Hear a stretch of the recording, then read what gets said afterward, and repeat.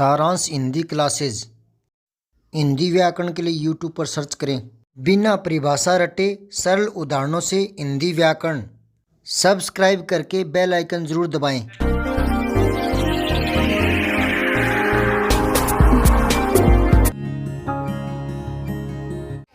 ये मध्यावधि मूल्यांकन इसका है ना।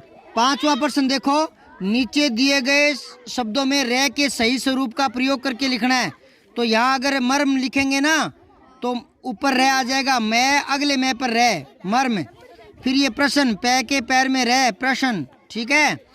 फिर ये पकार है तो रह लगाना है प्रकार, ठीक है। और फिर ये ग व, यहाँ रह लगाएं तो गर्व हो जाएगा गर्व, ठीक है।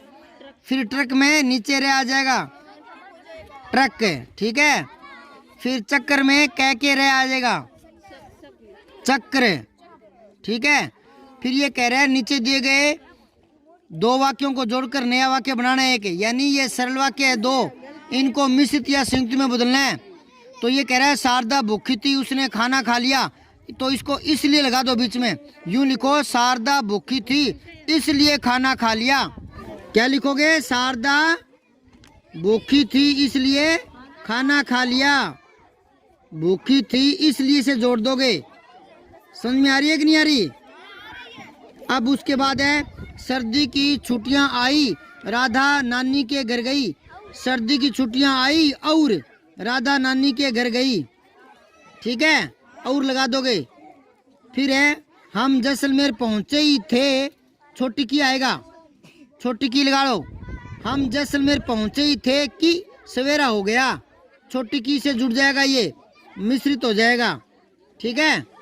ऊपर वाले दो जो इसलिए से और से जुड़े थे वो संयुक्त वाक्य हो गया, छोटी की से मिश्रित वाक्य हो गया।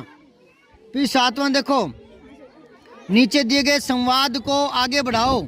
संवाद होता है दो जनों का वार्तालाप जो आपस में बात करते हैं। तो चौक कह रहा है मैं सबको पसंद आती हूँ लिखने का काम जो करती हूँ। तो डस्टर कह रहा है श्यामपट को लिखने जैसा मैं ही तो बनाता हूँ ना। फिर चौक कहता है मैं उपयोगी बातें लिखती हूँ और तुम उनको मिटो देती हो। मैं उपयोगी बातें लिखती हूँ और तुम उन्हें मिटा देते हो, मिटा देते हो। अब डस्टर कह रहा है मिटाता हूँ तभी तो नया कुछ लिख पाते हो, नया कुछ लिख पाती हो, लिख पाती हो। ये बातचीत हो गई है चौक और डस्टर की, समझ गए। 8वां देखो, बताइए इन वाक्यों में कौन सी क्रिया सकर्मक है और कौन सी अकर्मक है।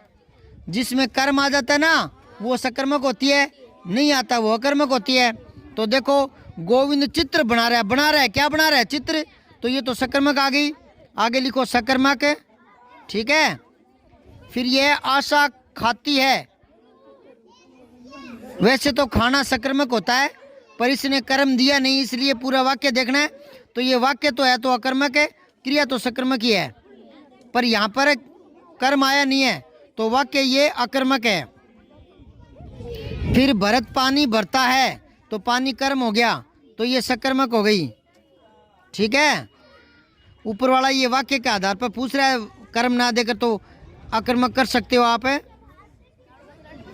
किरण आती है, आना अकर्मक ही होता है, अकर्मक क्रिया, ठीक है।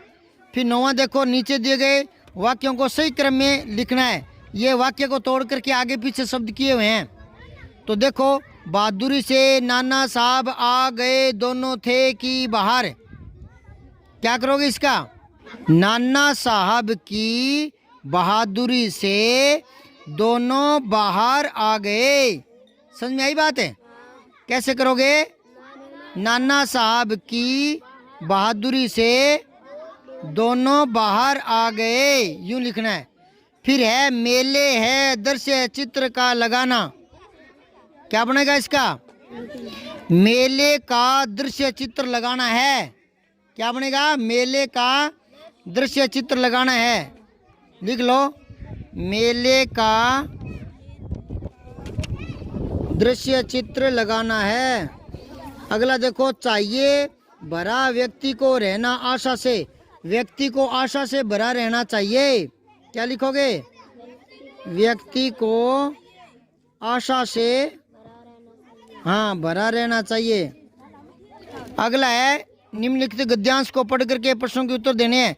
एक किसान के 4 बेटे थे, तंदुरुस्त थे लेकिन निकम्मे थे। हट्टे कट्टे थे पर निकम्मे थे। दिन भर आवारागर्दी करते, कोई काम नहीं करते। एक बार किसान बीमार पड़ा।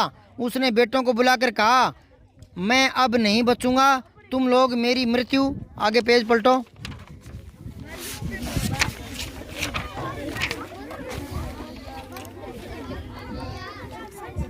मृत्यु के बाद जमीन में गड़ा धन निकाल लेना। जल्दी वह चल बसा। चारों बेटों ने पूरा खेत खोद दिया मगर कुछ हाथ नहीं लगा। उन्होंने सोचा कि पिताजी ने अंदर जमीन में धन गड़ा होने की बात कही है तो खोद लेते हैं। वैसे तो खोदते नहीं थे पर वो धन के लालच में पूरी जमीन खोद डाली, पूरा खेत। तो वे बहुत निराश हुए। क्यों निराश हुए? कि उसमें धन मिला नहीं।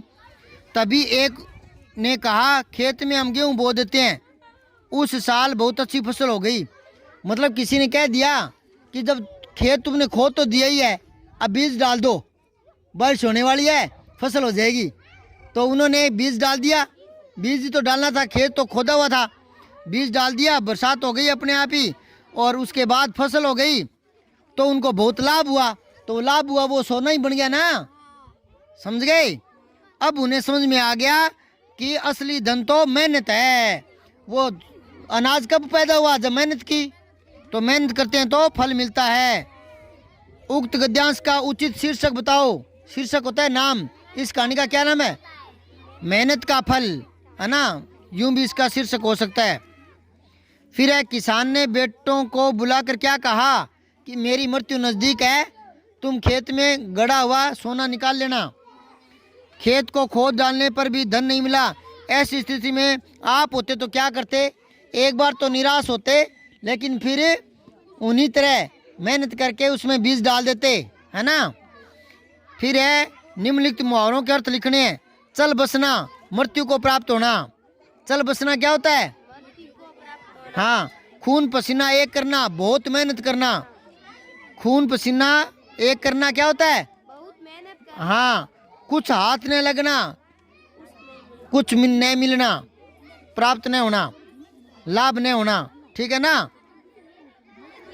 अब ये कह रहा है, एक कविता दी गई है, उसको पढ़ कर उत्तर देने हैं।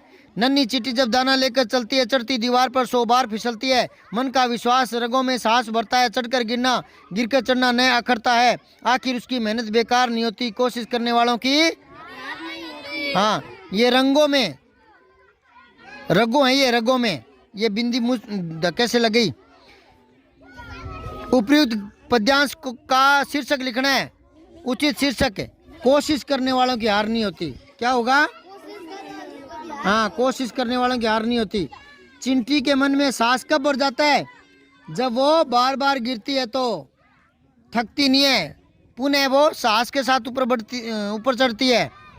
चिंटी की मेहनत बेकार कब नहीं होती? जब वो लगातार प्रयास करती है तो एक बार उसको जीत मिल ही जाती है।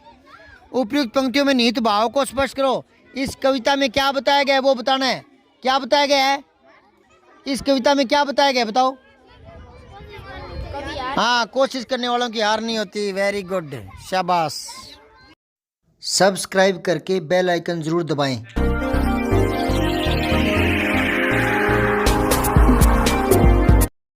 जय हिंद, विजय हिंदी।